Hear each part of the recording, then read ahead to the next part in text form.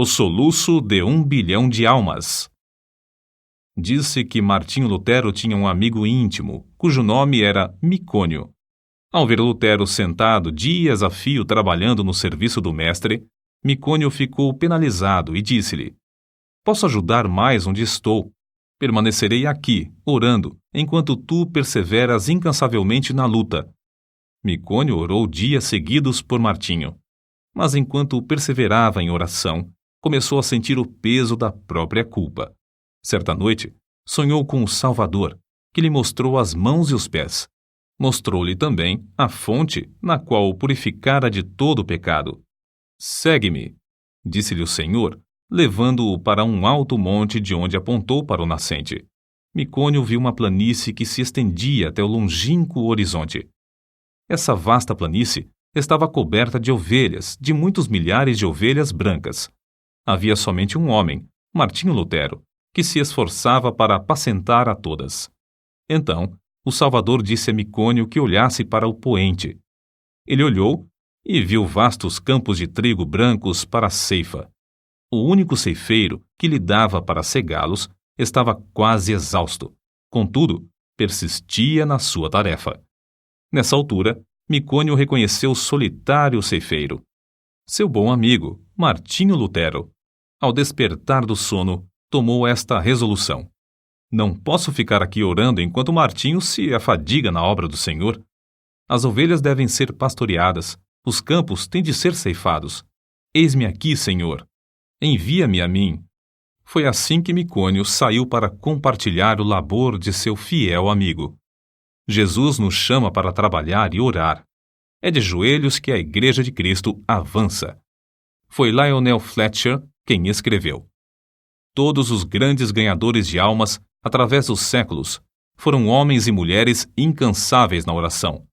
Conheço como homens de oração quase todos os pregadores de êxito da geração atual, tanto como os da geração próxima passada, e sei que, igualmente, foram homens que oravam intensamente. Certo evangelista tocou-me profundamente a alma quando eu ainda era jovem repórter de um diário. Esse evangelista estava hospedado em casa de um pastor presbiteriano. Bati à porta e pedi para falar-lhe. O pastor, com voz trêmula e com o rosto iluminado por estranha luz, respondeu: Nunca se hospedou um homem como ele em nossa casa. Não sei quando ele dorme. Se entro no seu quarto durante a noite para saber se precisa de alguma coisa, encontro-o orando. Vi-o entrar no templo cedo de manhã e não voltou para as refeições. Fui à igreja. Entrei furtivamente para não perturbá-lo. Achei-o sem paletó e sem colarinho. Estava caído de bruços diante do púlpito. Ouvi a sua voz como que agonizante e comovente, instando com Deus em favor daquela cidade de garimpeiros, para que dirigisse almas ao Salvador. Tinha orado toda a noite. Tinha orado e jejuado o dia inteiro. Aproximei-me furtivamente do lugar onde ele orava prostrado. Ajoelhei-me e pus a mão sobre seu ombro. O suor caía-lhe pelo corpo. Ele nunca me tinha visto, mas fitou-me por um momento e então rogou: Ore comigo, irmão. Não posso viver se esta cidade não se chegar a Deus. Pregara ali 20 dias sem haver conversões. Ajoelhei-me ao seu lado e oramos juntos. Nunca ouvira alguém insistir tanto como ele. Voltei de lá assombrado, humilhado e estremecendo. Aquela noite assisti ao culto no grande templo onde ele pregou. Ninguém sabia que ele não comera durante o dia inteiro, que não dormira durante a noite anterior. Mas, ao levantar-se para pregar, ouvi diversos ouvintes dizerem: A luz do seu rosto não é da terra. E não era mesmo. Ele era conceituado instrutor bíblico, mas não tinha o dom de pregar. Porém, nessa noite, enquanto ministrava, o auditório inteiro foi tomado pelo poder de Deus. Foi a primeira grande colheita de almas que presenciei. Há muitas testemunhas oculares do fato de Deus continuar a responder às orações, como no tempo de Lutero, Edwards e Judson. Transcrevemos aqui um comentário publicado em certo jornal. A irmã Dabney é uma crente humilde que se dedica a orar. Seu marido, pastor de uma grande igreja, foi chamado para abrir a obra em um subúrbio habitado por pobres. No primeiro culto não havia nenhum ouvinte. Somente ele e ela estavam presentes. Ficaram desenganados. Era um campo dificílimo.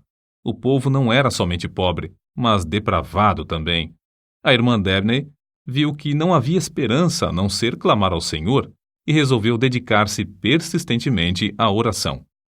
Fez um voto a Deus que, se ele atraísse os pecadores aos cultos e os salvasse, ela se entregaria à oração e jejuaria 3 dias e 3 noites no templo, todas as semanas, durante um período de 3 anos. Logo que a esposa daquele pastor angustiado começou a orar sozinha no salão de cultos, Deus começou a operar, enviando pecadores a ponto de o salão ficar superlotado de ouvintes. Seu marido pediu que orasse ao Senhor para que ele lhes desse um salão maior. Deus moveu o coração de um comerciante para desocupar o prédio fronteiro ao salão, cedendo-o para os cultos. Continuou a orar e a jejuar 3 vezes por semana, e aconteceu que o salão maior também não comportava os auditórios. Seu marido rogou-lhe novamente que orasse e pedisse um edifício onde todos quantos desejassem assistir aos cultos pudessem entrar. Ela orou e Deus lhes deu um grande templo, situado na rua principal desse subúrbio.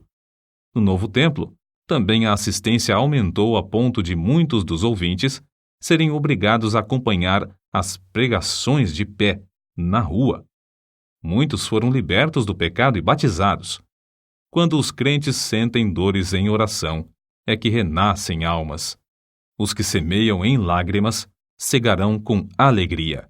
Salmos, capítulo 126, versículo 5. O soluço de 1 bilhão de almas na terra me soa aos ouvidos e comove o coração. Esforço-me, pelo auxílio de Deus, para avaliar, ao menos em parte, as densas trevas, a extrema miséria e o indescritível desespero dessa multidão de almas sem Cristo. Medita, irmão, sobre o amor do Mestre, amor profundo como o mar. Contempla o horripilante espetáculo de desespero dos povos perdidos, até não poderes censurar, até não poderes descansar, até não poderes dormir. Sentindo as necessidades dos homens que perecem sem Cristo, foi que Carlos Inwood escreveu o que falamos há pouco, e é por essa razão que se abrasa a alma dos heróis da Igreja de Cristo através dos séculos. Na campanha de Piemonte, Napoleão dirigiu-se aos seus soldados com as seguintes palavras: ganhastes sangrentas batalhas sem canhões, atravessastes caudalosos rios sem pontes, marchastes incríveis distâncias descalços, acampastes inúmeras vezes sem coisa alguma para comer. Tudo graças à vossa audaciosa perseverança. Mas, guerreiros, é como se não tivéssemos feito coisa alguma, pois resta ainda muito para alcançarmos. Guerreiros da causa santa, nós podemos dizer o mesmo. É como se não tivéssemos feito coisa alguma. A audaciosa perseverança é-nos ainda indispensável. Há mais almas para salvar atualmente do que no tempo de Miller, de Livingstone, de Patton, de Spurgeon e de Moody. Ai de mim se não anunciar o Evangelho. 1 Coríntios, capítulo 9, versículo 16. Não podemos tapar os ouvidos espirituais para não ouvir o choro e os suspiros dos atuais 6 bilhões de almas na Terra, que não conhecem o caminho para o lar celestial.